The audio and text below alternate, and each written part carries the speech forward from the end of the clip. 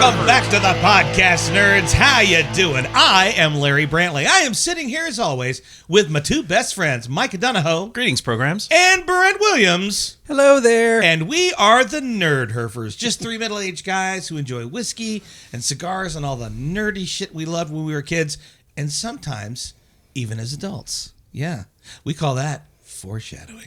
If you've never joined us before, first of all, thanks for tuning in. This is how the program works. Every week, one of us brings a cigar that we're all going to try and review. One of us brings a bottle of whiskey that we're going to do the same with. And one of us brings the topic of conversation that we are going to nerd into the ground, because nerds are what we are. Hey, if you're currently not a member of Nerdherfer Nation, it is super easy to join the program. All you have to do is go out to nerdherfers.com, hit the subscribe button. That's going to let you know as soon as a new episode drops. We've got a cool merch store. We've got a cigar shop. We are partnered with Cigar International. So all the cigars that you see on our show that we review, you can go to our website and get them for yourself. And it being the holiday season and all, don't you think you deserve a nice cigar or Absolutely. 20 or whatever? Absolutely. Yeah. See, That's these guys agree with me. I'm buying cigars for my entire family, and I'm the only one that smokes. And he's getting them custom-made boxes that say Brent Williams on them. That's right. So by all means, go out and do that. We're also on Instagram. We're on the YouTubes now. I think we even have a TikTok channel. We got the TikToks. We got the Facebooks. All the things. I think we have a MySpace page. I'm pretty sure. Yeah. Your spare parts, bud. Yeah. Don't blow it for the audience.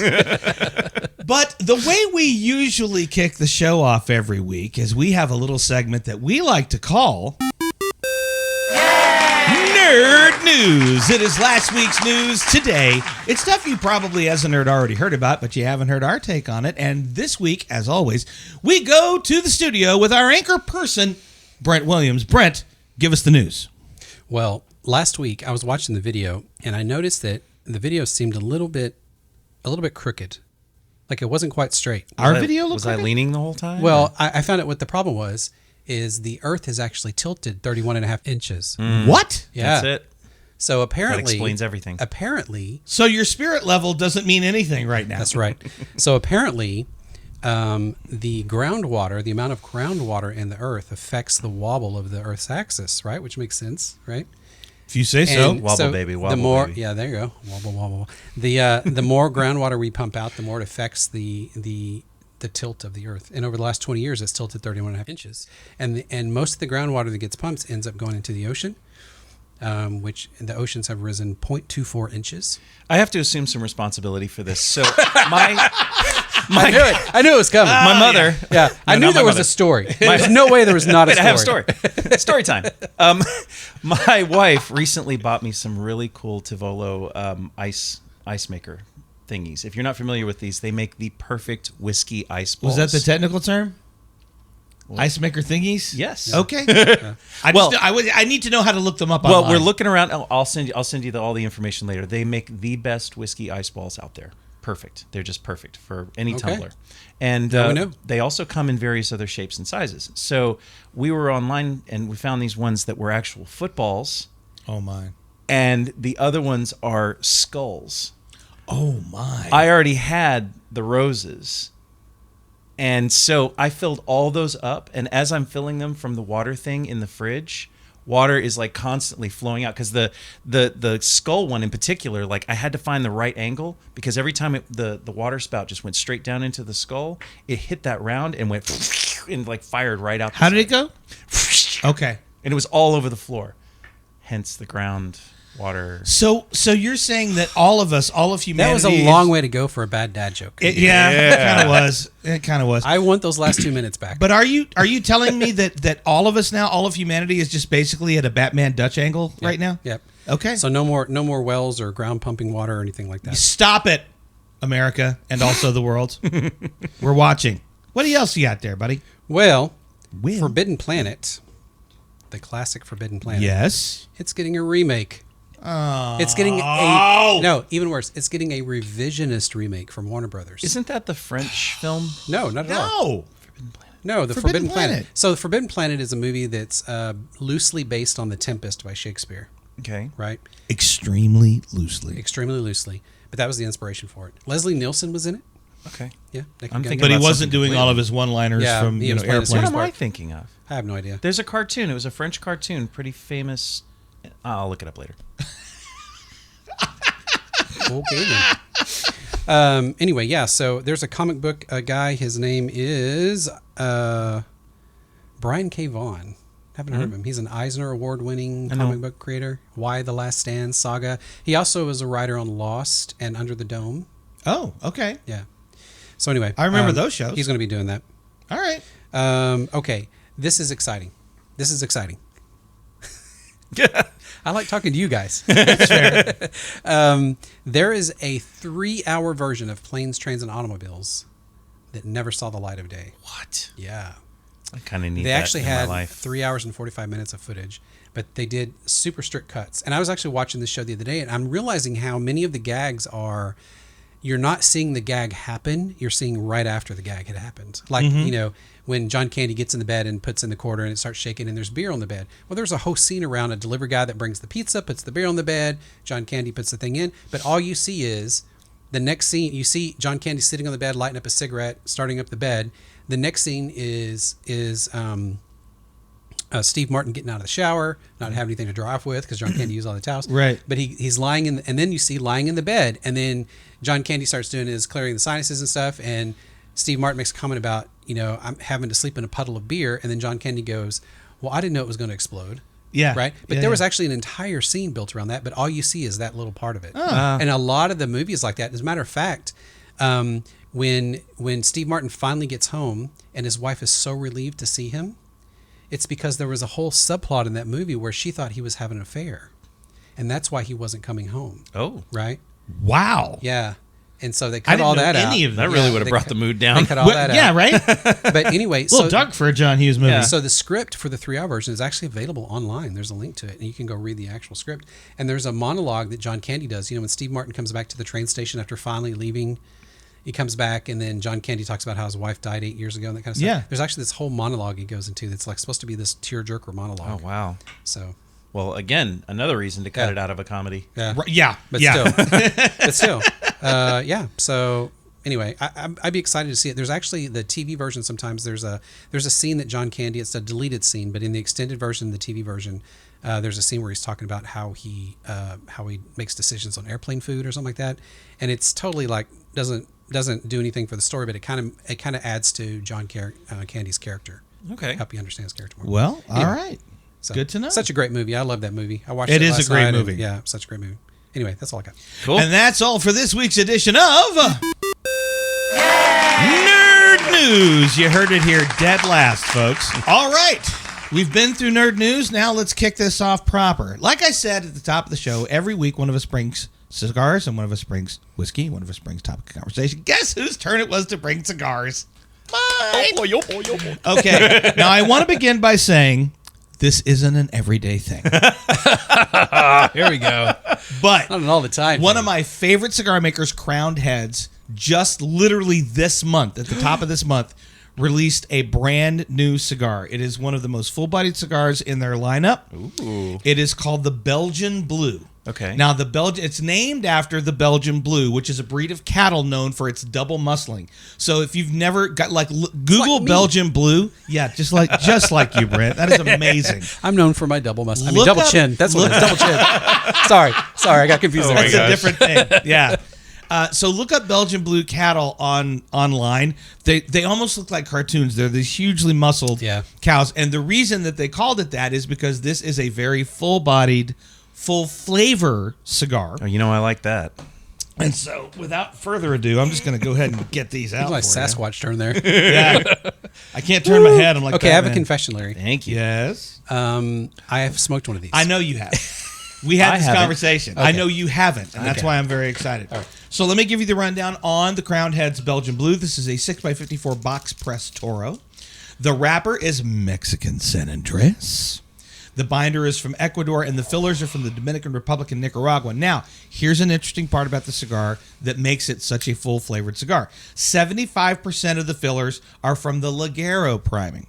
meaning that those are the leaves from the top of the tobacco leaf, and because they get more sunlight than the ones on the bottom, they turn out to be stronger than the ones on the bottom. The co-founder of Crowned Heads, John Huber, said of this cigar, the Belgian Blue was blended to be full in flavor first, full in body second. Now, because this cigar is so new, no cigar bloggers have even reviewed this cigar yet. Like Cigar Snob, Half Wheel, none of these guys have even done reviews on this yet because it literally just came out a few weeks ago. The only notes I have from the co-founder John Huber is that it is spice forward and smooth as all hell. Yep. Right. So let's get. I'm going to pull in it. actually. It's pronounced ligero. Ligero. I'm glad you did that. Yeah. Punk. Yep. Yeah. This is a Micah. You're in for a treat. All right. I've done what's called a W cut today because for some reason this thing went sideways. I don't know if it just had to be like it was a box press and it just doesn't like box press. Oh, man. Oh, man. What about that cold draw?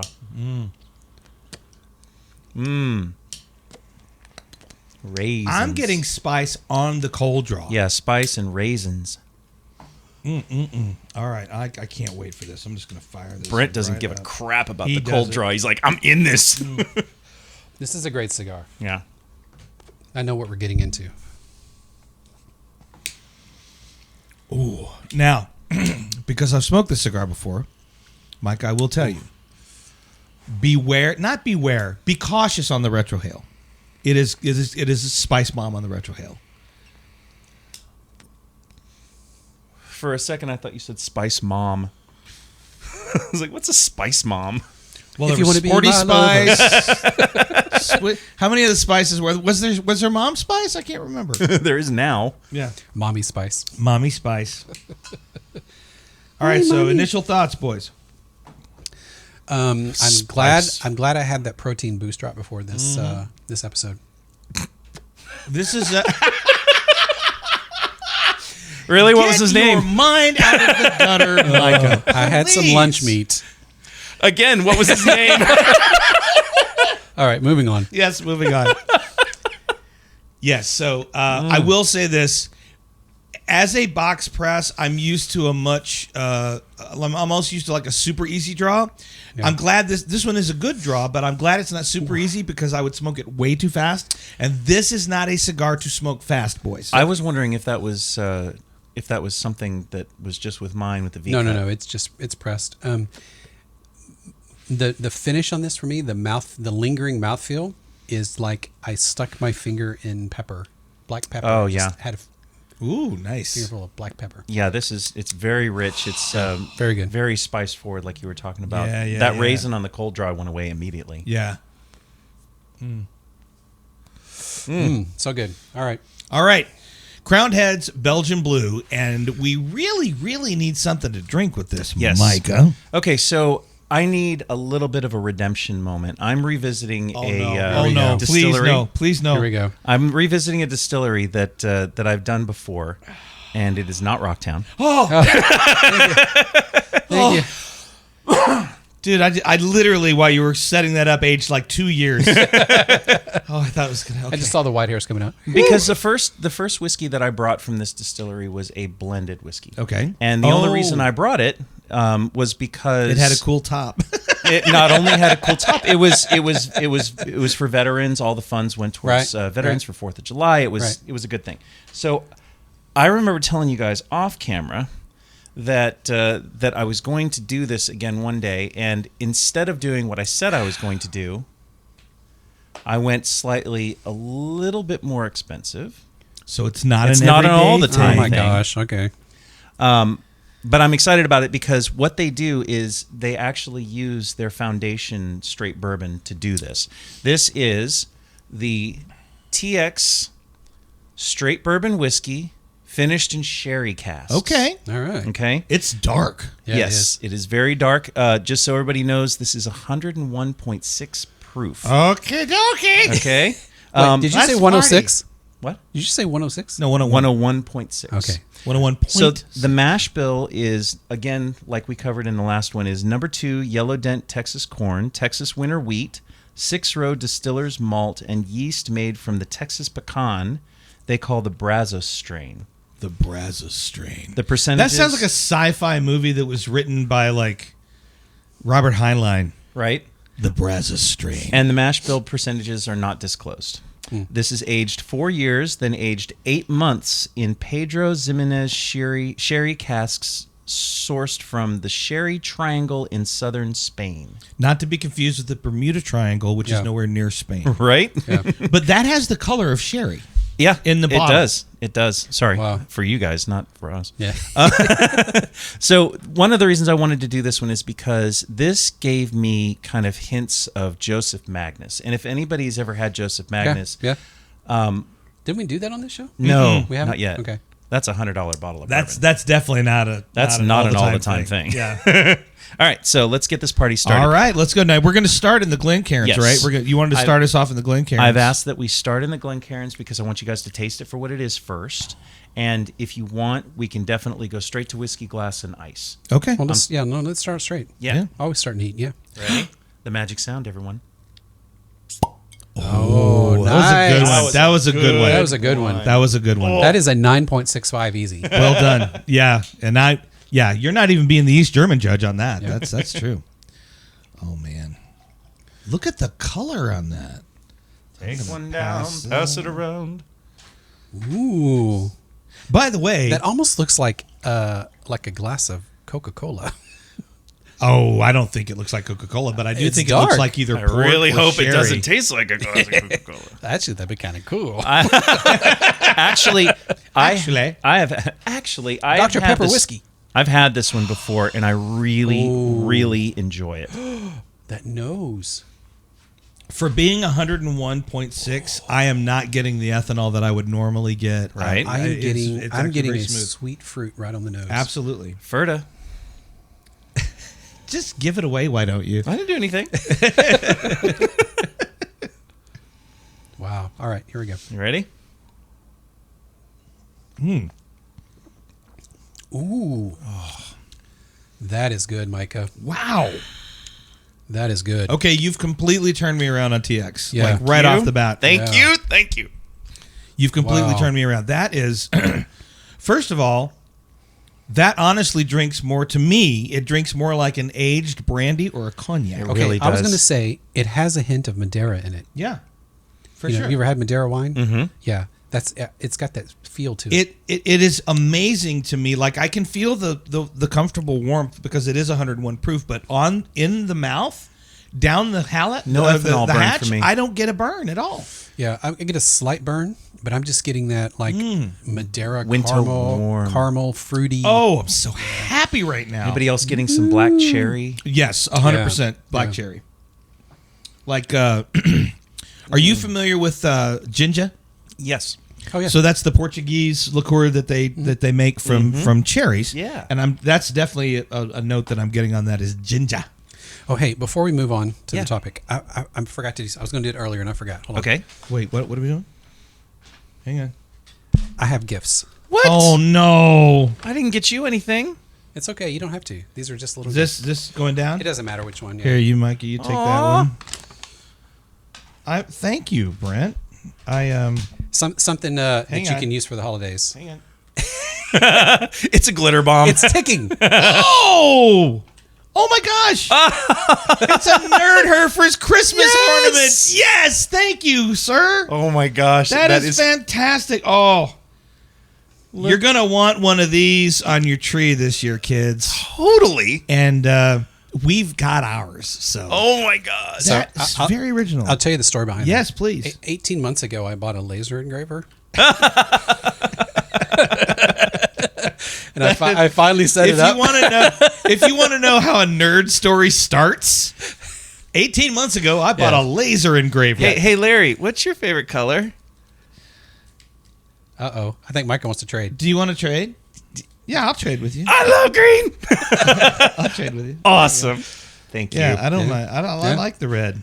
After the show's over, you son of a Yeah. No. Everybody for Christmas, my entire family this year, they're all getting things I make with my laser. Because, That's so great. Well, thank you very yeah, much. but that stuff is made extremely from the kind. heart, man. Thank you so much. Yeah. Actually, it's made from a laser cutter. And some wood. But And whatever. some wood. All right, so we are off this evening with the Crowned Heads Belgian Blue, which is a full-flavored, full-bodied cigar, and we're matching that up with this TX Bourbon that has been finished in sherry casks that is, trust me when I tell you, just go get some. Like, actually maybe pause the program right now, pick us up when you get back, because you're going to want to drink this with us. That makes me happy. All I that's feel like I had a left- little redemption. You're totally redeemed. All that's left is the topic of conversation, and to that we go back to Brent Williams. Brent, what are we talking about tonight? Okay, Larry. Larry, okay. Okay. You want to know what? Yeah, what? We're going to talk about Letterkenny. Fair enough. Oh, Brent, how are you now? Good, and you? Not so bad. All So anyway, tell everybody the story. I have copious notes. Mm-hmm. Except That is not normally a face he makes, only when he's reaching Except for I something. totally forgot that I had thrown down my... So while you're looking up your notes, I'll just remind everyone, if you've never seen a show called Letterkenny before, it is out of Canada. It originally started its life as a series of YouTube shorts. Jared Kiso is the guy who created it, along with Nathan Dale and a guy named, what's Tierney's first name? Jacob Tierney. They got picked up by a streaming service called Crave TV. They're similar to Hulu.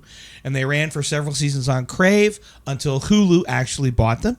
And I don't know, I would describe it as the Seinfeld of Canada, except in a small town. I would describe it as the Friends of Canada. Okay, also yes. I mean, because it's like, it's got the same thing where like every episode of Friends, even if you watched it 1,000 times, you still belly laugh at the jokes. Even though you know what's coming, you can recite the entire episode from heart, I can't from do that memory. with Friends, just so we're very clear. Yeah, I'm just saying. But it's the same thing with Letterkenny. There was a Twitter account called Listowel Problems, and Jared Kiso is from Listowel, Canada. Listowel, Canada, yes. And although it was filmed in Sudbury. Sudbury. Yeah, so Letterkenny, it's a fictional town. There actually is a Letterkenny in Ontario. But it's not that It's not Letterkenny. that Letterkenny. Right.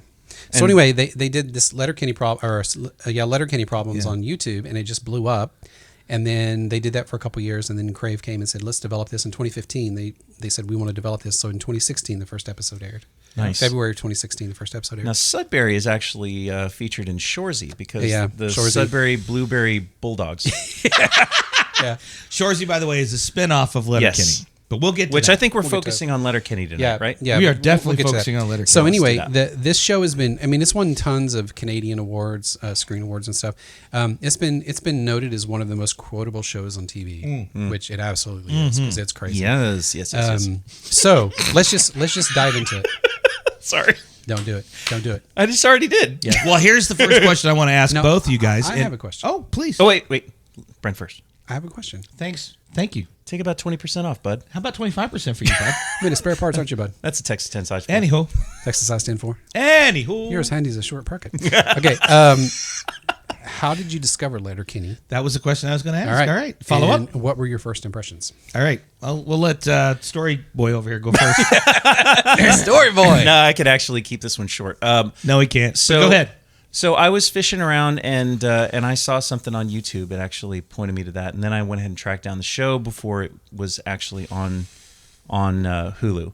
And I got into it, and I was really loving it. And I have some friends that are really into hockey and fighting and swearing and the rest. And and But they were so much as into this- activities, not as. Yeah. So I'm like, guys, you have got to see this show. It is so funny. You have to check. I'm like, oh, okay, that's fine. Man. I'll check it out later. And I'm like, no, you have to. No. And I'm like, fine. To heck with you guys. Not what he said. Not what I said. And finally, there was like maybe a year later. I'm sitting at one of my game nights with some friends, and one of them says to the other, "It's like, dude, have you checked out Letterkenny? It is so funny." And I'm like, Don't you son hate of a gonna Yeah. kill every person in this room? Don't you- Fireball! Don't you hate it when other people take credit for your discovery? Not all the time, but I wanted this one. Yeah. I really wanted this one because I made a discovery. It was like when I discovered the Never-Ending Story, and I wanted to tell my mom, like, you got to see this. You're gonna love it. She's like, Anytime I hear the title of that movie, I want someone to sing that song. Yes, please. Turn turn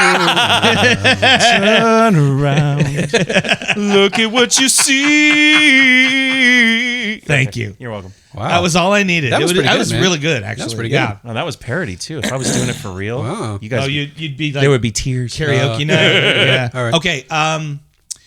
I work in the film and television industry, and Really? as such, I am getting recommendations constantly from friends and coworkers. And whatever. You got that little notepad that So Captain America a has. few years ago, and by a few years ago, I mean this was probably. It might actually have been during COVID that I got this recommendation. No, that doesn't seem right. Anyway, I have a very good friend. Her name is Kristen Haynes, and she works in the industry. I think she's moved up to like assistant director now. And she texted me out of the blue one night, and she said, "Whatever you're doing, stop. If you don't have Hulu, get it.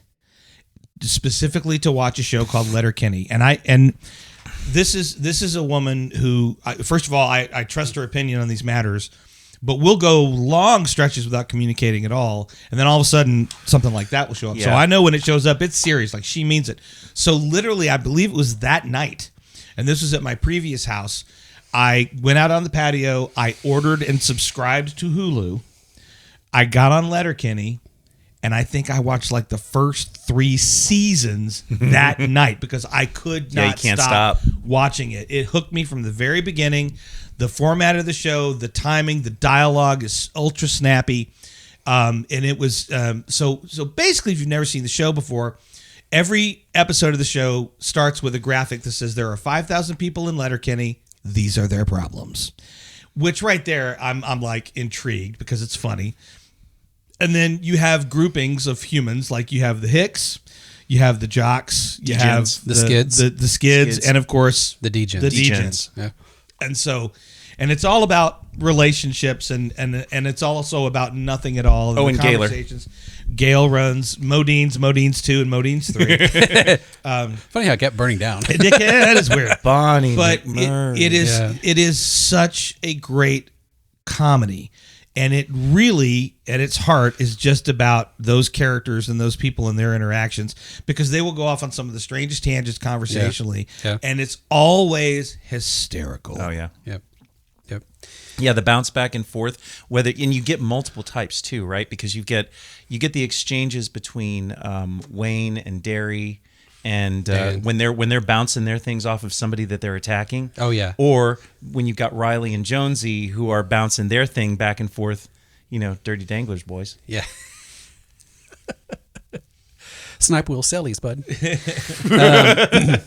Well, mine was someone told me about it, and I watched it, and I watched the first episode, and I was kind of like, okay. And then I like a book that I read the first chapter, I put it down for a little while, and then I went back to it, Like John Coltrane. and I started over again. I started to watch the second episode, and I was like, it's been long enough. Let me start over from 1. All right. I watched 1 again, and for some reason, I had much more appreciation for it. And then second episode, and then third episode, and then next thing you know, I'm through a couple seasons. And Yeah. I just binge watched it. Yeah, and it's because the Yeah. show is actually kind of short. Yeah. And there's not as many episodes in a season as you would think. Yeah. Yeah. And one of my favorite characters in the show is a guy who also directs most of the episodes. His name is Jacob Tierney, and he plays Pastor Glenn. Yeah, Glenn. Yeah. Oh my gosh. Wayne! Yeah. So don't get ahead of me. I have questions. Oh, okay. I have prompts. Go ahead. Who's your favorite character and why? Micah, let's start with you. No. Start with you because I got to think about this. For me, it's no question. It is the center of the universe of that show is Wayne. And, he's just sort of everyone's anchor. He's a hick. He's very down to earth. He's very opinionated. And he's also the toughest guy in Letterkenny. And, but he's got a heart. But he just sort of like he is. Every other character sort of orbits around Wayne. And so I love those, wait for it, anchor beings in shows like that, especially when they're as strongly written and played out as Jerry Kiso does with Wayne. Second to Wayne has got to be Dan. Squirrely Dan. Played brilliantly by a Canadian stand-up comic called K. Trevor Howard. Who actually in one episode references himself. Yeah, he does. It's so funny. And it was in that same scene where they're pitching the ball back and forth. And yeah, this one comics did it. It was a good guy. He's a bit long-winded, but yeah, he's an okay guy. You know? Wait, were they pitching the ball back and forth and they're talking about that Yes. one? It was that one. Yeah. It's called milking the prostate. So Wayne and then probably Squirrely Dan are my two favorite characters. What about you? All right, my number one favorite is Shorzy. Give your balls a tug. Really, Shorzy? Yeah. Oh my gosh. He is so funny. The way that he exchanges when anybody Yeah. just says "F you, Shorzy," and he comes back with more and more Yeah. and more. Yeah. I'm crying. Now that is you actually bring up a very good point roundaboutly, is that what happens in the show is there are so many Canadian slang terms. It was not unusual for me to be on my phone. Yeah. And one of the ones was chirping. Yes. So when you're insulting someone I've been embarrassing. in Canada, you're chirping them. Yeah. And hockey players apparently chirp They a chirp lot all day. and often. Yeah.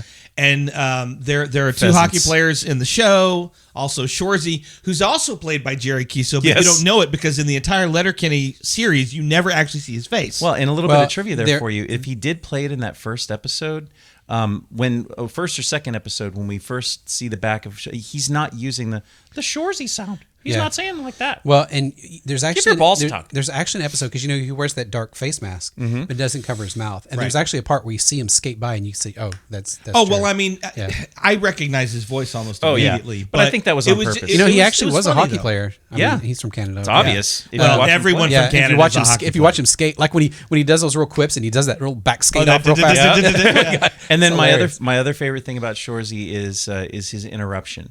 Yeah. So he's like, so did you go to the mall today? Huh?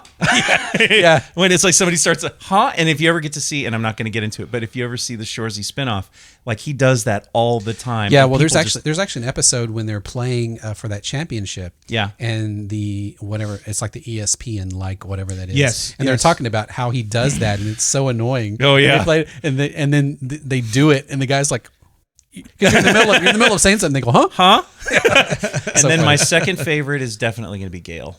Gaylor. Gail was one of the characters for me that as I watched her, she just became more and more dirty. Totally. I mean, that's all she does. she's- So interesting note.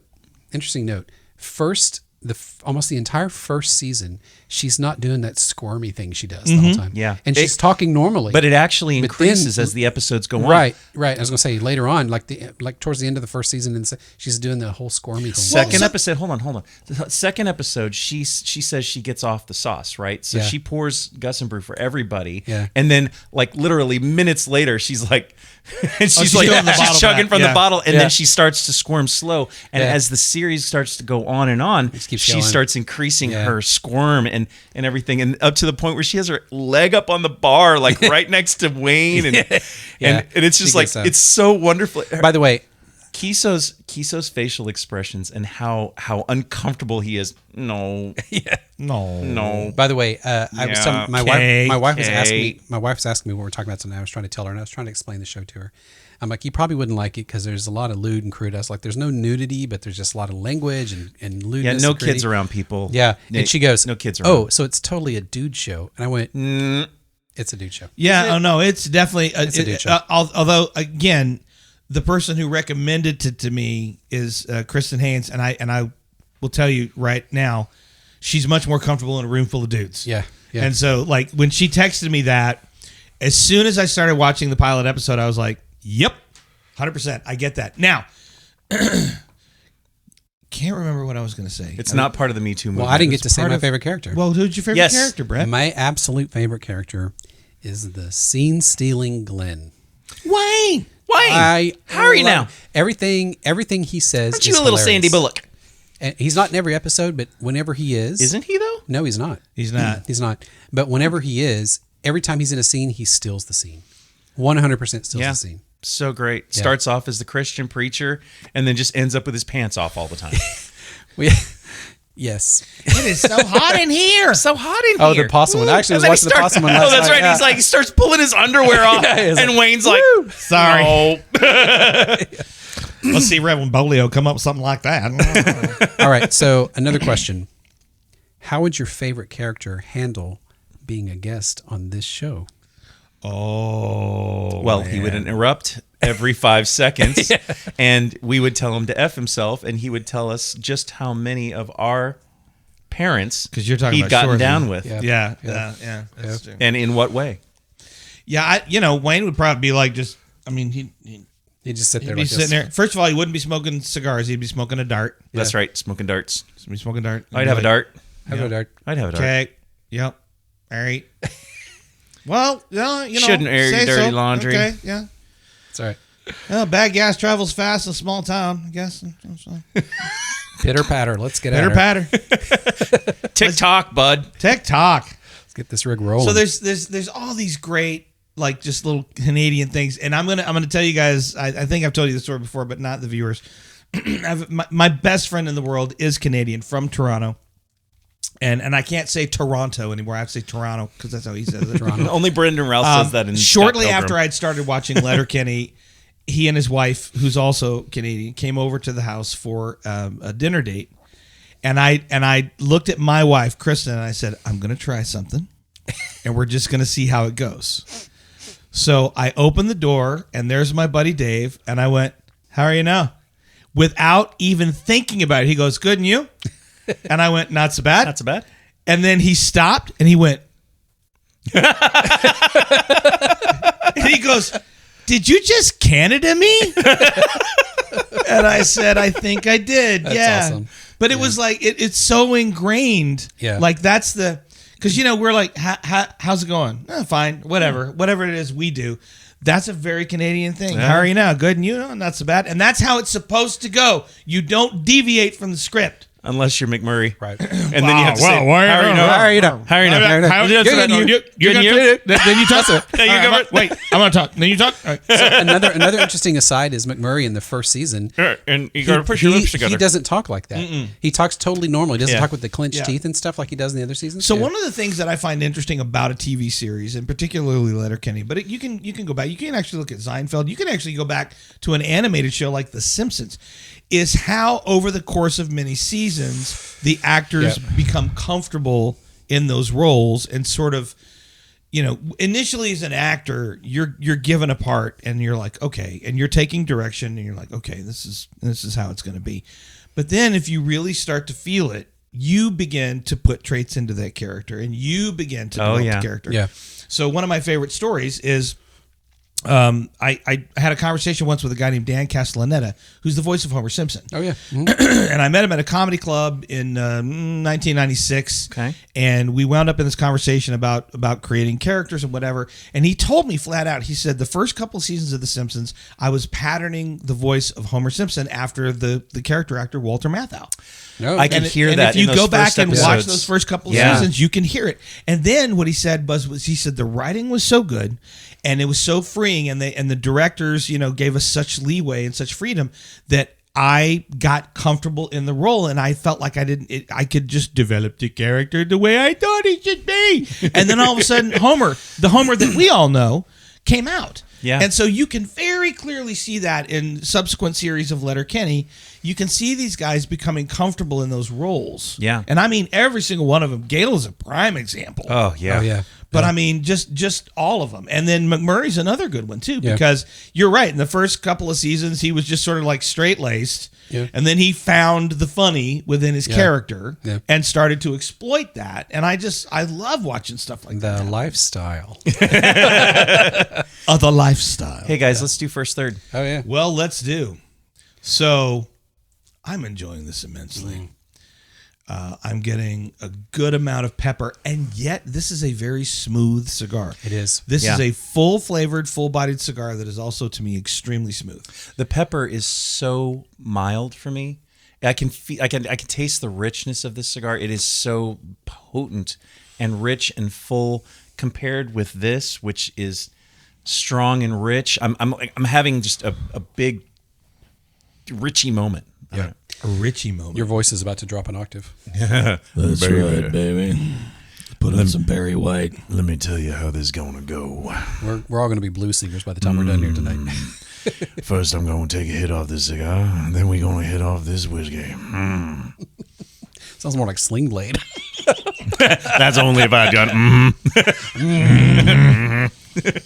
French fried taters. Most people call it Kaiser blade. I call it sling blade.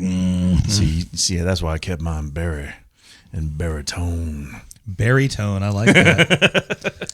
All right. Baritone. I am. It is very full bodied, but now the pepper is gone. Like that taste that I was talking about when we first started.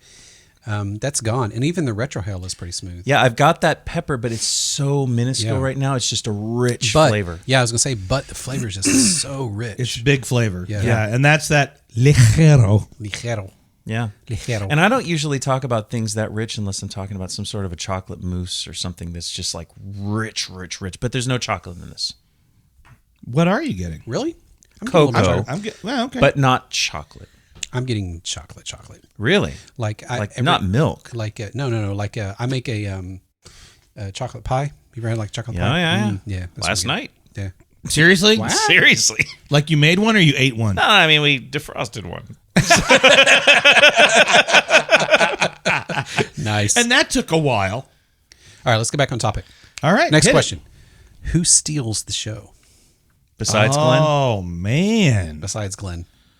Whoo. All right, there's a couple that have their moments that really steal, like the coach. Yeah. Oh, Yeah. mark forward. Effing embarrassing. I Yeah. feel like he's got such a small, minuscule part. Not until later. Like we get further seasons in, and he gets more of a part because we start talking about his divorce, and he starts playing off of that. You never saw my wife's. No, his wife died. Yeah, Barb died. Barb died. Oh, really? Yeah. At the beginning of the series, Barb is dead. Yeah. Oh, Barb died. shiza. I thought Yeah. that she No. left. She's dead from the beginning. Yeah. I'm sorry. My wife. Not a my real wife- character, but my now I wife feel Barb- guilty. Yeah. My wife, Barb, died. Who is your least favorite character? Well, hang on. You asked, what was the first question? Who steals the show? So this is what's great about assembling a really good ensemble cast is that I don't think any one character steals the show every time.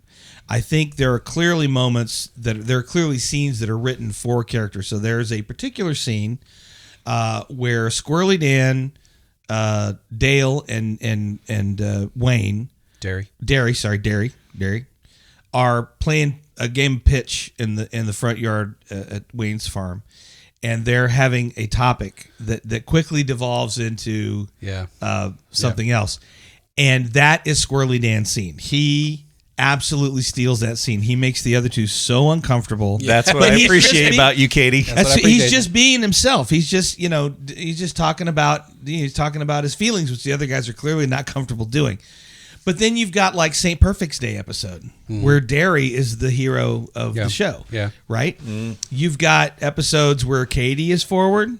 Katie Cat. Katie Cat. All right. Yeah, I mean, I think that's pretty common in a sitcom. Is you have episodes where it's all about one character. That happens, right? Yeah. Especially when you're going over how many seasons? It was 2016 to 2023. It was 7 years, but it was 12 seasons. 12 seasons. 12 yeah. seasons. Yeah. So I mean, especially when, there comes a time where you with kind of, holiday episodes. Yeah. Yeah. Oh my gosh, Yeah. the Valentine's Day one Valentine's. was Oh. my favorite of all time. That was Valentine's. Valentine's Day.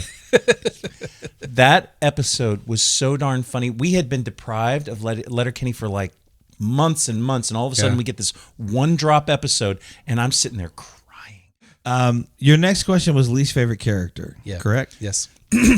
I guess for me, it's probably the McMurrays. Really? Okay. I like them because of the tension they bring to every scene. That lady who plays Mrs. McMurray, she is so funny. And Yeah. then I was sitting there watching Strange New Worlds, which is Star Trek Strange New Worlds. Okay. And she's another captain on Strange New Worlds. Oh, seriously? And so you see like Mrs. McMurray and you see a Starfleet captain and you're like, range. That's funny. So, okay, funny story. Because I was watching the second season of a show on Amazon Prime called Reacher, which is based on Jack Reacher. Oh, how is that?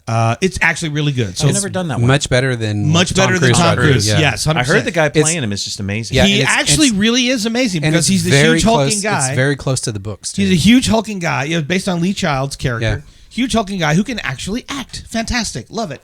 But in the second season, there is a... Yes. No, I'm good right now. But on. trust me, I'm going to be hitting that soon. But in the second season, there is an episode... Oh, I'm sorry. Mr. Williams would like some more, please. Excellent. And since he doesn't have baboon arms, I must be his go-between. That would have just rude of me. It would have, Micah. You redeemed yourself. But then I love that you're, instead of just giving me the glass to give to him, you're going to fill yourself first. Then Brent can have his drop. Thank I got my you. limits to my Anyway. generosity. Second season of Reacher, he reunites with his old investigative team, and then they're in a parking lot. They get ambushed by a bunch of bikers, and the head biker walks up, and the first thing I thought was, Boomtown! It was the Canadian guy? actor who plays Boomtown. Oh, wow. Who's on the hockey team. Yeah. Fisky. Yeah. And he was just like, Boomtown. yeah. Except he's totally not Boomtown. He's Yeah. a different guy altogether. And I was just like, but it was so funny. And I was watching that show with my wife because we both enjoy Reacher. And I did that out loud. I went, Boomtown. And she thinks I'm having an episode, right? She's just like, what? Oh, God. TIA. I'm calling the neurologist right now. Doctor? Yeah. Yeah, my wife keeps the neurologist on speed dial because that's the age I'm at. So anyway. But yeah, so a lot. And then there's some other actors as well on that show that I have seen in other things. They're not immediately coming to mind. Like the immediate cast doesn't come to mind. But I've seen a couple of incidental actors that have been on that show that maybe have recurring parts. And you see them in other stuff and you're like, oh yeah, acting. So good. All right. Well, to bring it back down. Yeah, my least favorite character is a very obscure character. Okay. All right. Derry dated a lady who was From Quebec. From Quebec. Yep. Great fishing in Quebec. Great fishing. Great Quebec. fishing in Quebec. That girl that he dated that cheated on him, I despise her. As all French girls do, because that's why I hate Mary Fred. Because why did she do that to Wayne? Yeah. What is it about French girls? That Because cheat we on had to everyone? get They to step out. Rosie. They step That's out. why that had to happen. Well, to but Rain. he and Rosie don't make it. Well, they make it for a while. Yeah, longer than anybody. She goes away and comes back, and Yeah, but Anyway. that girl that dated Derry that cheated on him, I despise her. And she actually came back in Shoresy as a reporter. let me tell you what a good Same guy. character, different character. Same character. What Really? what a good guy Wayne is. Mary Fred cheats on him, Yep. and then she comes and asks him for help, and he helps her. Oh, yeah. Helps her buy a truck. Someone asks for help, you help them. That's right. Yeah, friend asks for help, you help him. Yeah. So anyway, my least favorite character is Rolled. Oh, why? Yeah. He's annoying. He annoys the crap out of me. He's so codependent, and he drives me crazy. I love I'm Rolled. sensing a lot of personal stuff coming Yes. out of And this. they made a Roald Dahl comment in there Yeah. at one Yeah. point when there's somebody They was did. trying to pronounce Well, his his name. father named him after Roald Dahl. Roald Yeah. Dahl. Yeah. Yeah. Yes, Dad, I'm still gay. Well, you named me. You named me after a children's author. Yeah. Now there is one character that seemed to have faded out at one point that I really do miss is the one that goes Stuart. I can't remember his No, name. that's Roald that does No, that. it's not. Well, It was he, in the- wait. Are you talking actually, about Devin? To You're be talking about fair, Yes, Devin. Devon's be gone fair- after season 2, right? Yeah. Yes. So to be fair, Roald, To be fair. To be To fair. be fair. Oh my gosh, I can't believe we did that unplanned. All right, so Roald actually does do that, but he does it as a backup to Devon's, Yep. and then maybe in later seasons, And he then picks Roald up- takes it and he's like, Yeah. Stuart.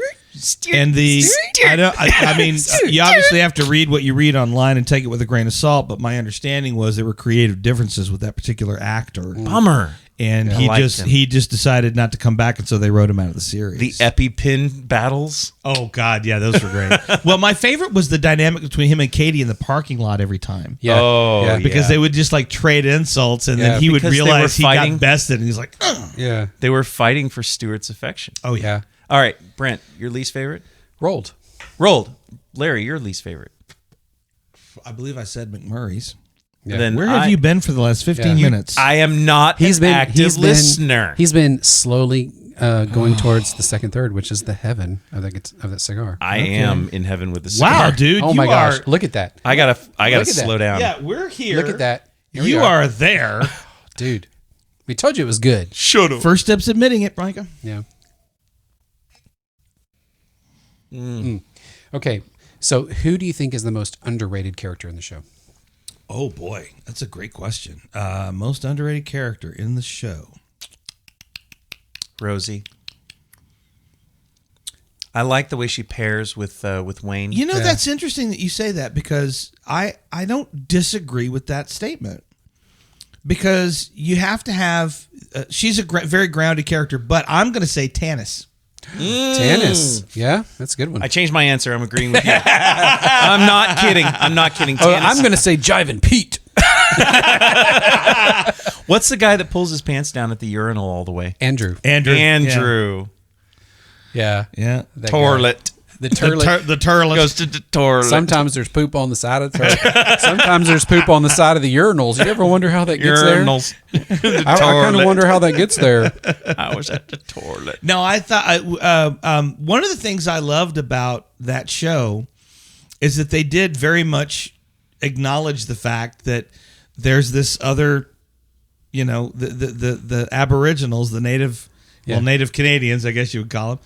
But the On the native res. peoples, They live on the res. Yeah. that they're there and they have their own lives as well. And I native thought people. I thought the actor who did Tanis did such a great job with that. Yeah. Just really enjoyed it. At first I was like, oh, she's annoying, but then I was like, but she's kind of got a good heart. Yeah. And She's just trying to take care of her people. trying to take care of her people. Yeah. I actually wanted to see that with Wayne work. Yeah, me too. And it didn't. And I was like, oh, I wanted that. They would to have been a work. good. They would And have been she a good always pair. calls him Boo. Yeah. Always. Yeah. Sorry, I was being a cowboo. All right. So Underrated for you? underrated for me. I was actively listening to that one. Yeah, thank you. For me, throughout the series, it was Derry. Oh yeah? Yeah, and then he finally gets his due in the St. Perfects. Yeah, one, yeah, right? He yeah. finally gets his due, Yeah. and then later on, and towards the end of the show, when he goes and he becomes a degen, Yep. and then they come back and they get him. They I mean, to be send him fair, to that the- girl was really hot. To be She was fair. To be fair. What I also love Derry in the Easter episode. Yeah, Yes. Find the eggs. that was hilarious. Those clues they gave him. Oh my gosh, that was so funny. All right, so the humor on the show, rapid fire dialogue, absurdity, witty wordplay. The way they could take a word like, oh, I hate that word moist, and they would just go off on it forever, or the way they would insult people or whatever, and it was just rapid. It was one after the other, rapid fire. Yeah. What do you think is the secret sauce to that? Well, there's Rehearsal? precedent. Well, there's precedent to that in terms of writing, and there's two things in particular that I think of. I do think of Seinfeld, which was created and produced by a guy named Larry David, and then also that fast, snappy, quick dialogue. That is a product of a guy named Aaron Sorkin. So, do you remember a series called The West Wing? Oh, yeah. So, what Aaron Sorkin did for situational television is he basically doubled the words per minute that an actor could speak on a page. Oh wow! And so, I remember they'd be walking down the hall and they'd just be rapid fire. just going, Yeah. right? And nobody complained because it was like, oh no, this is how people talk, right? Yeah, right. And so it there was not a lot of exposition on that show. And then there was also just like lots of like sidebar conversations where basically the only thing that's happening is not really moving the story forward so much as its character development, which I think is what a lot of Letterkenny is. Yeah. Is just character development and characters interacting with characters. Like when they get into the whole conversation about ants on sea-doos. Yeah, You know what I mean? that is hilarious. It is just That a is hilarious. Yes, it is Yeah. just a conversation that's taking place between three friends on a porch while they're smoking and drinking. That was the Canadian Goose episode. Yes. Yes. And then at the end, where they're talking about I think it's Tanis is talking in the end with one of her friends about goose feathers floating and the ants ride like kayaks. Yeah. And then how Wayne and Squirrely Dan just go. Yeah. Oh no, it was actually the McMurrays that were talking. McMurrays, about that. okay. Yeah, because You mentioned- That's right, McMurrays. You mentioned character development, but they were firing that off since like the first episode. Yeah, but I mean, you still see that develop between them, you know, throughout the series, throughout the episodes. You know, you're right. It was in the first one, but I think honestly, if you go back and you watch it, it's a little more robotic. Yeah. And throughout the I get you. throughout the seasons, it just becomes so natural. I agree. Yeah. I agree. that is just a function of agree. guys getting chemistry Yeah, together exactly, and whatever, yeah. and also really honestly, as an actor, becoming really comfortable in your character. Right.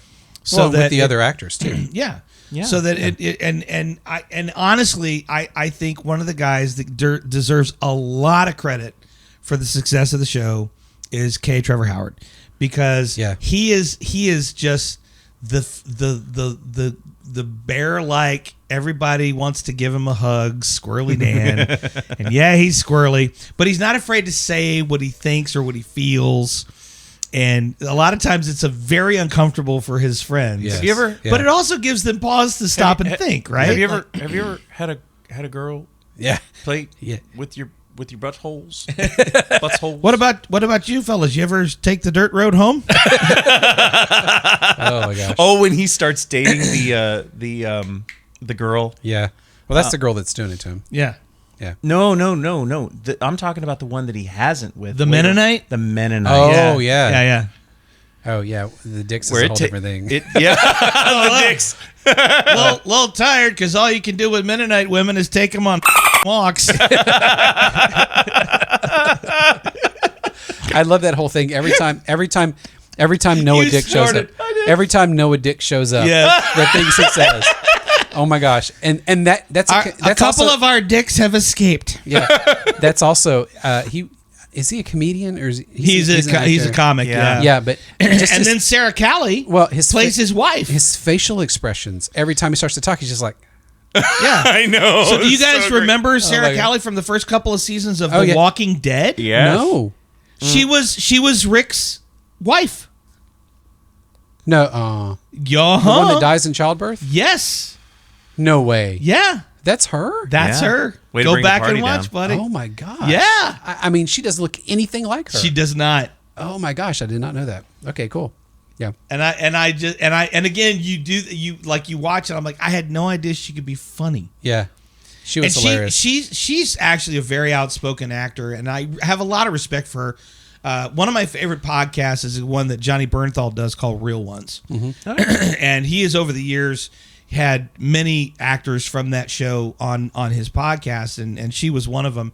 And they talk about, how difficult it was to work with Jan de Bont and some of this stuff, and some of the shit that went down on that show. And she's just extremely honest.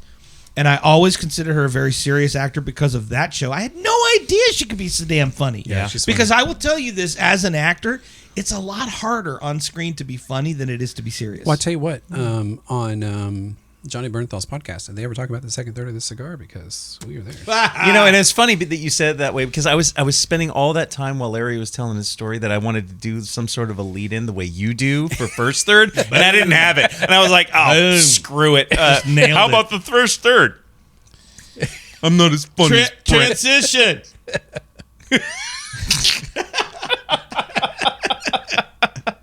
Segue. Brett, how are you now? Good, you? Not so bad. Not so bad. All right. What do we think, boys? I'm still in love. Same. Yeah. I could spend my whole life in this cigar. By the way, if you look on the side of the band, I see that. you will see the double I muscle saw it. Belgian Blue. It really does look like a cartoon. And if you see them in person, they look like a cartoon. They really do. Like, They're- do you they're remember like- those they're like overbuffed. bulldogs? They're like- Yeah, Oh. they're like, And they're "Argh." short. They're short. They're stout with short legs. Yeah. And they're just crazy muscular. It's That's Yeah. a Google image search for me later. They definitely talk like this. What are you looking at? Do you want to see my muscles? You want to Yes. see them? Yeah, believe me later. I'm gonna flex at you now. Get in the chopper. Get to the chopper. Oh my god. All right. So go ahead. Second, third. Sorry. We may have pre-gamed a little too much, Larry. What? There's no such thing. I'm just going to say that right now. True. This cigar in the second third is unbelievably smooth for a cigar this full-bodied. Absolutely. I can't believe how smooth. I actually kind of feel the same way about that bottle Right? because it's 101 proof, but I'm just sipping on it like it's a sherry or a cognac. I have And I got- aversions. I have aversions to anything over 100 proof. I can do it. Do It's you really? fine. But when I come across things, Micah today. when I come Micah across has something aversions. that's over 100 proof and I enjoy it the way I do this, Yeah. Well, a lot of times bad whiskeys hide their badness in the higher proof. Yes, it's true. So a lot of times when I see high, Rocktown. Sorry. Excuse me, I had something caught in my throat. By the way, go back and watch our podcast episode called Spilt Blue Milk. Yeah, you have and to you'll say it. know exactly what we're talking about. Love your Rocktown, not really. Okay. Where Brent constantly defends. Were you He like was. the apologist for Rocktown that night? Well, Big time. I was he was saying- trying to be polite. I was trying to be polite. Yeah, there was some good flavors in there. You had to really look for them. Was there? Yes, there was. Was there? I'm with Micah. Until we put ice in it, and then it turned into a slushy. Ferda. Ferda. Okay. Let's move on. Let's do. This is too deep of a subject. We may not want to answer this question. Oh, let's do it. How does the show balance its rural Canadian setting with universally relatable humor? Like, how did the topics and stuff they talk about, even though it's in the setting of that small town and they're Yep. farmers, they're hicks, that Yep. kind of stuff, how does it relate universally? Well, it's about human interaction and relationships. Yep. That's fairly universal. I think that any good show is about relationships, right? I think it was Isaac Asimov who said, good science fiction is nothing more than ordinary people in extraordinary circumstances. Yep. And so, the backdrop is less important, although I think it's pretty important in the case of Letterkenny, than the people who populate it, right? So, for example, at the beginning of the series, there are clearly distinctive cliques. You've got the Hicks, you've got the Jocks, you've got the Skids, you've got the D-Gens. But over the evolution of the series, they all discovered that they have, humane-wise, they have more in common than not. There's a great episode where Stuart and Wayne wind up talking over beers, and they wind up going to play hockey together and stuff. Yeah. And it's stuff like that, right? So it's an extremely funny show that actually does have heart. Yeah. So I think that when you can bridge, when you can bridge that, right? You and I were talking about this pre-show. It's like what James Gunn is good at is combining the cinematic elements of humor with hyperviolence. Right. And we can recognize both and enjoy both at the same time. Right. This is what makes a well-written show, is when you can have all the jokes and one-liners and everything, but you can still feel the heart of it at the end. So you've got Stuart and Wayne on the ice, actually getting along because they recognize each other's humanity. Right. That to me is the answer to that question. All right.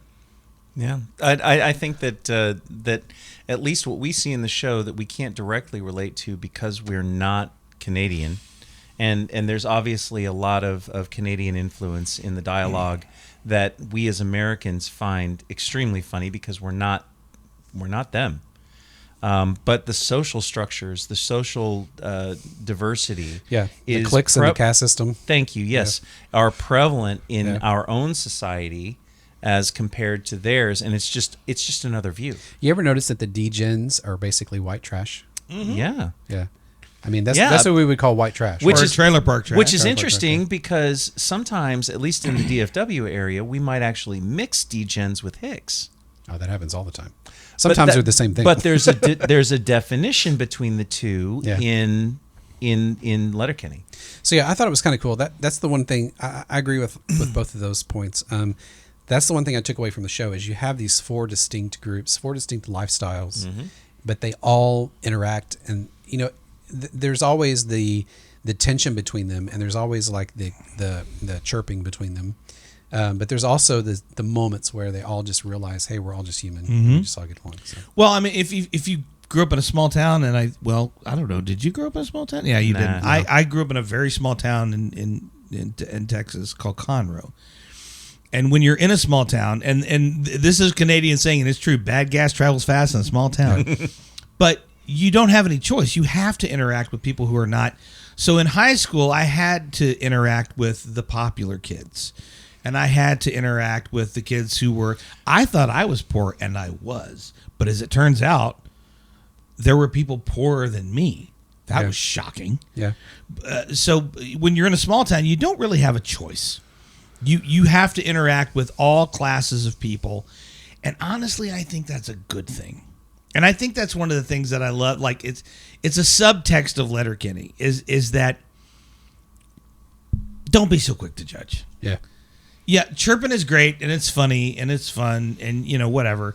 But at the end of the day, you're all just humans trying to figure it out. Right. Pheasants. Figure it out. Figure it out. Figure it out. Pheasants. Okay, so I have another question. What is the funniest cold open or one ladder you've heard from the show? Oh, I've got this. Do you really? Go, Micah. That was fast. I'm sorry. The alphabet. Yeah, the alphabet open. Man. Absolutely. The alphabet That's open. a good one. Yeah. Oh my gosh. The And I alphabet know open. and I know I'm pulling everything from season 1, but I got to tell you, that alphabet opening, I sat there. Wait, wasn't that season 2? Because it turns winter in season 2. It's 2, right? Is it 2? It's 2. Okay. Yeah. It was funny.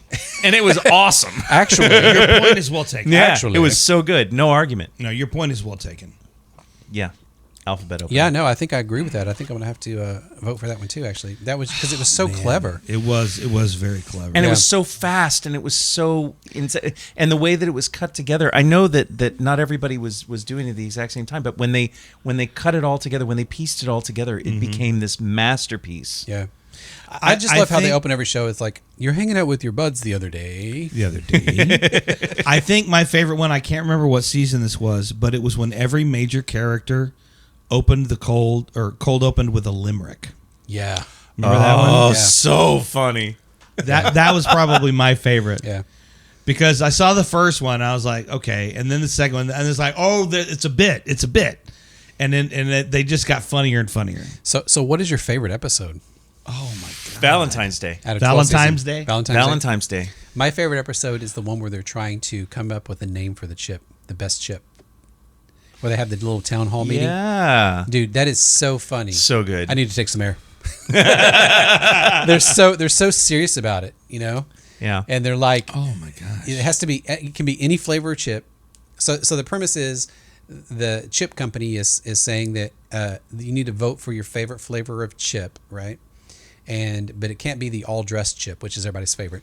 That's And everybody's then- and then Canadian the- favorite. Yeah, and then the winner gets to come up with their own flavor. So they have this whole town hall about it, and oh my gosh, it gets so intense. And Gail is the moderator, and she's hilarious. yes. And then so spoiler alert. I mean, if you're watching the spoiler alert, it ended in 2023. You need to watch it.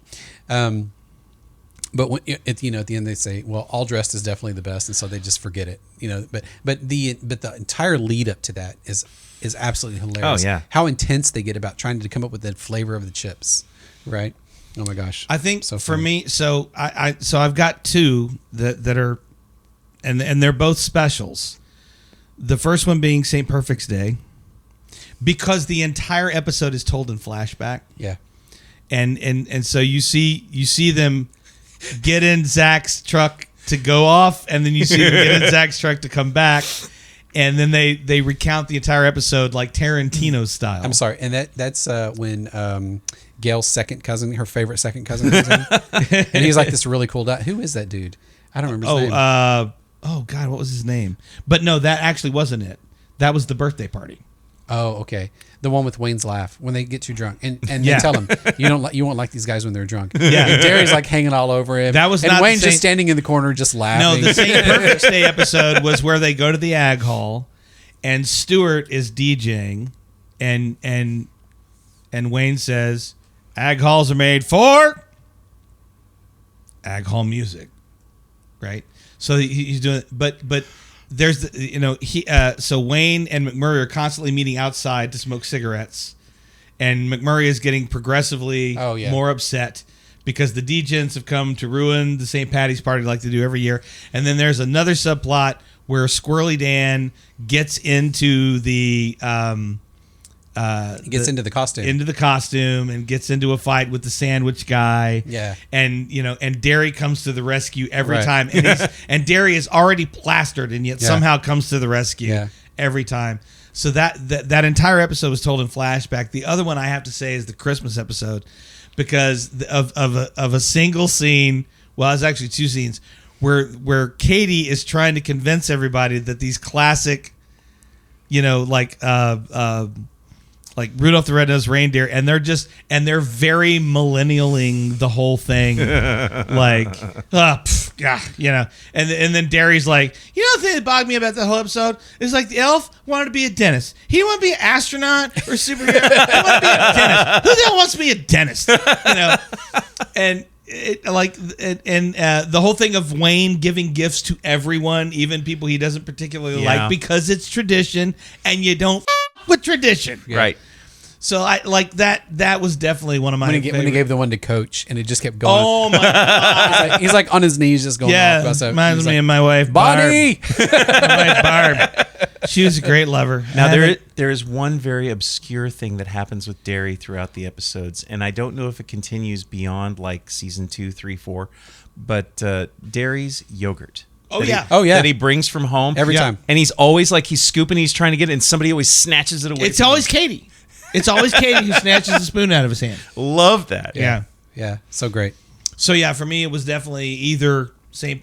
Perfect's Day or the Christmas episode. Okay, so which group do you identify with? The Hicks, the Skids, the hockey players, or the DJs? The Hicks. Totally the Hicks. The Hicks. Yeah, 100%. I don't know. I'm a little bit of a skid, but without the drugs. Well, then you ain't no skid. That's true.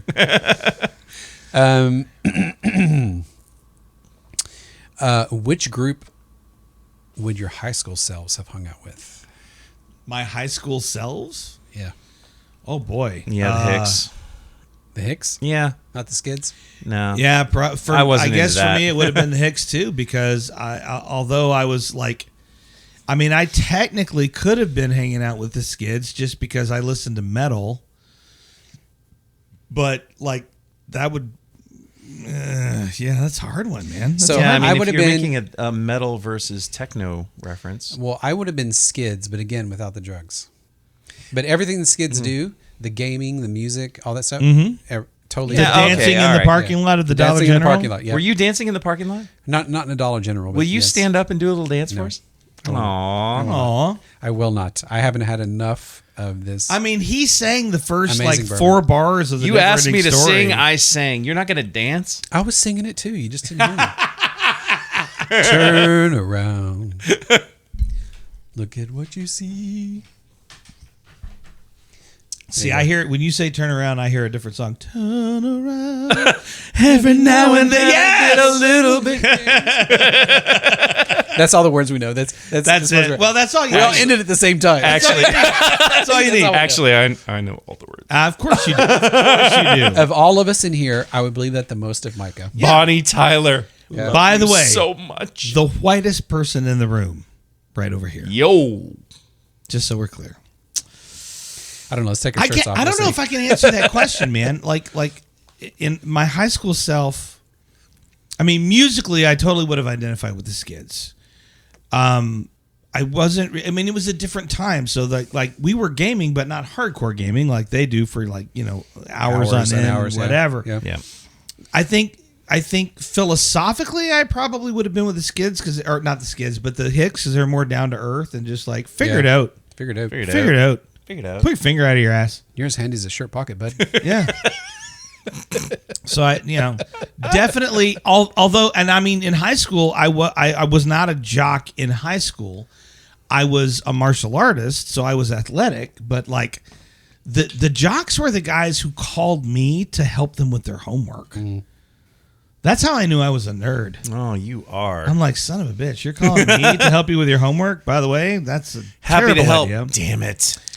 Well, could you get the cheerleader to talk to me?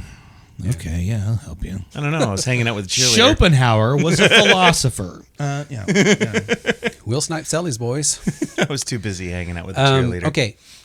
What do you think is the best running gag of that show?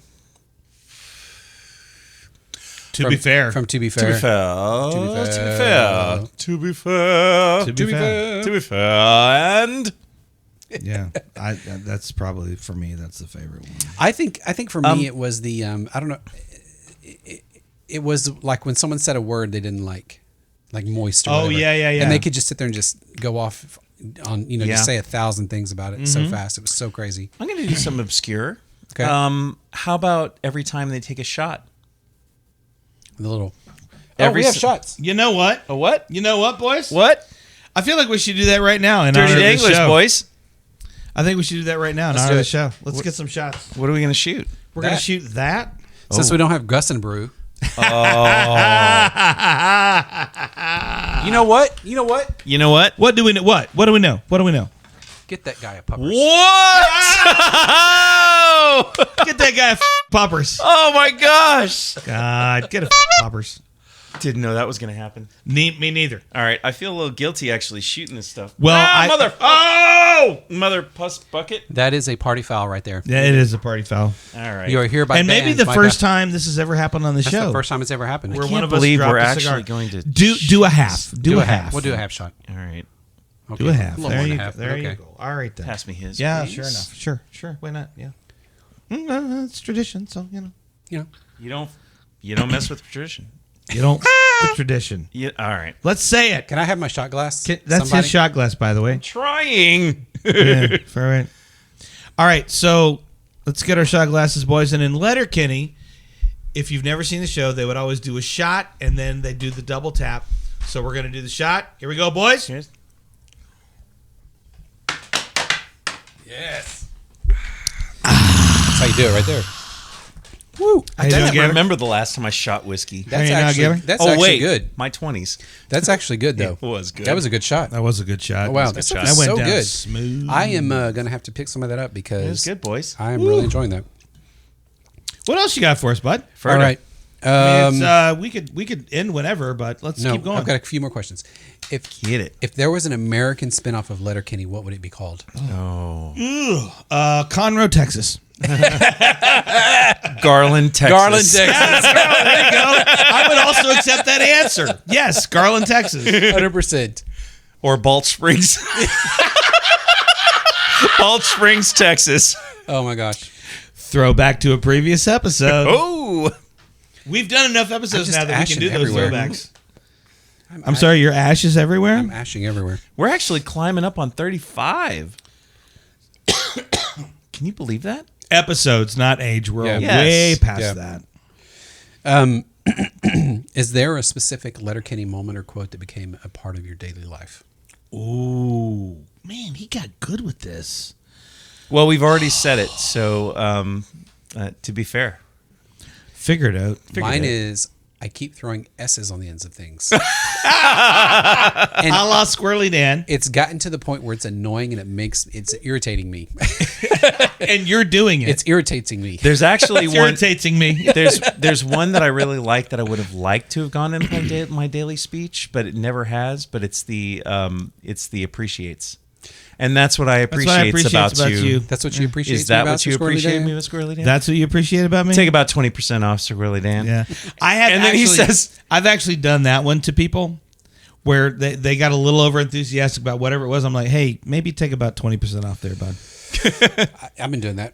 I like when And they just look at me like, what? Wait, Oh, no. He says 20% off, and then Squirrely Dan like jumps out of his chair. He says, "Your sister's hot, Wayne." There, I said it. And he There he runs runs off. off into the field. And he's like, He's like, That's so great. too fat to run. "Too fat to run."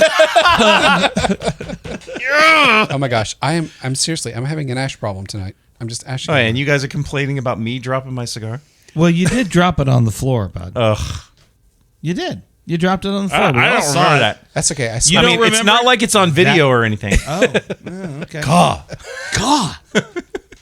All right. Last question. Hit it. And then we need to do Micah's final third, and then you and I. should probably need do to You it. and do I can My pretend. fact, final third, and you Before guys. the last question, let's do Micah's final third. All right. All right. And so at the end of this, we're talking cocoa. We're talking leather. Everything is so smooth for something so full bodied. Yeah. I'm just in a happy place. Is this is all Nicaraguan? You said. No. Okay.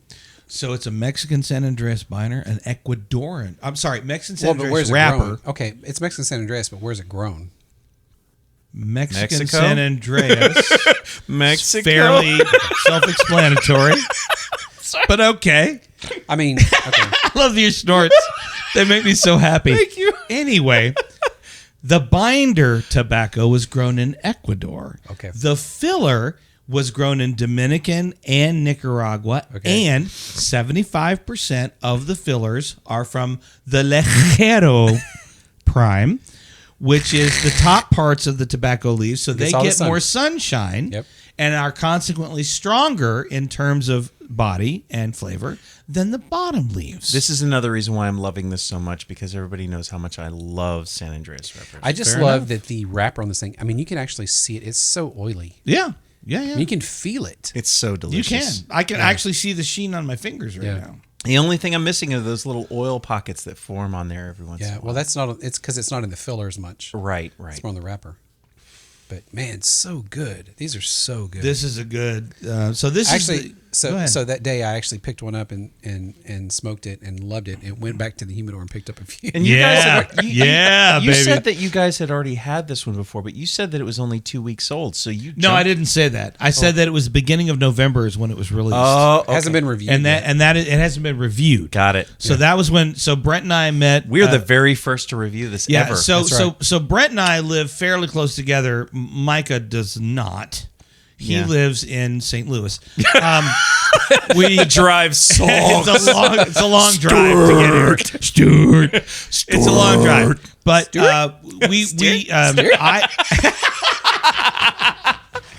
I picked okay, one up. I'm and about to change my answer. Rolled is not my least favorite. Thank you. About damn time. Woohoo! So who is your least favorite? I don't know if I have a least favorite. I was just saying Rolled because he annoys me, but he annoys me in a good way. It's fine. It's fine. Yeah. Like, well, let me ask you this then: Did Stuart? No, not Stuart. Did Rolled? Rolled actually annoy you in the beginning and then become something palatable later? No, because Devin had more screen time than Rolled. Yeah. Right at the beginning. In the first two But once seasons. Devin left, then Rolled became Stuart's second hand. Yes. Second guy, right? His second. Yeah. His second. And yeah, I don't know. Just the interaction between those two. I just love that. Stuart Rolled. Stuart. Especially later on. Stuart. That was like dude. It's Yeah. like the word dude. Yeah. Every time somebody says the word dude and you can say it in different I'll tell inflections. you my least favorite character, Hit and it. she was a recurring character for a little while, maybe a couple seasons. Gay. Gay. I just like I mean I understood why it was necessary. You remind me to of that have her- scene where Stuart's at the bar after Gay breaks up with him. He's talking about his gay sex Yeah. and how life changing the gay sex was. And then Rolled sitting there just going Stuart. And finally, Rolled has to explain to everybody, gay was a woman. And they're like, oh. I love the episode where the McMurrays invite everyone over for the hot tub. And the whole time, and McMurray great. starts telling the story about the cuck, the cuckies, Yes, the story of the cuckolds. cuckies. And the cuckold. Oh my gosh! it is so- is, the strongest relationship is between the cuckold and the cuckee. And the bull. Make sure you make your eyebrows and your cheek, and gotta make sure everything comes around. And my favorite is when they're doing karaoke, and Pastor Glenn finally figures it out. Oh, y'all are polyamorous. Oh, I can't be a part of this. I'm sorry, I gotta go. No, I love how they all get out of the hot tub. It's like, Katie, how's your beer? I'd have a beer. I'd have a beer. I'd have a beer. Like they all figure it out, and then Glenn eventually figures it out. Figured And it. the only one who sticks around is Gail. Of course. But she has ground rules. Oh my gosh, this show is just like, I don't know. Again, I'm gonna go back and I'm gonna say it's the Canadian Friends. Like I could just sit there and just watch. Like I know all the jokes that are coming. I know all the it doesn't punchlines, matter because they're still funny. and I still belly laugh every Yep. single Yeah, time. it's so good. Agreed. So, so if you've never watched Letterkenny, you can find it on Hulu. You can either, if you have Hulu, you're good to go. If you don't, you can find a friend who has Hulu and ask to be on their stuff. Just get their login and password. their It's password fine. and- We do it all the time. We do it all the hack time. Hack them. When a friend asks for help, you help. You them. help them. Yeah, you help That's 'em. another Canadian piece of wisdom right there. To be friend fair. asks for help. Yeah, to be fair. To be fair. Thank you guys so much for being a part of the conversation tonight. We are the Nerdherfers. I am Larry Brantley. That is Micah Donahoe. Keep your shirt on. Oh, Wait a minute. Oh, no, keep going. Keep going. And that's Brent Williams. Live long and prosper. Woo! and my world doesn't make sense anymore. Thank you guys for joining us. Thank you guys for joining us, eh? And for tuning in, yeah? We'll see you next time. Until then, figure it out. Berta.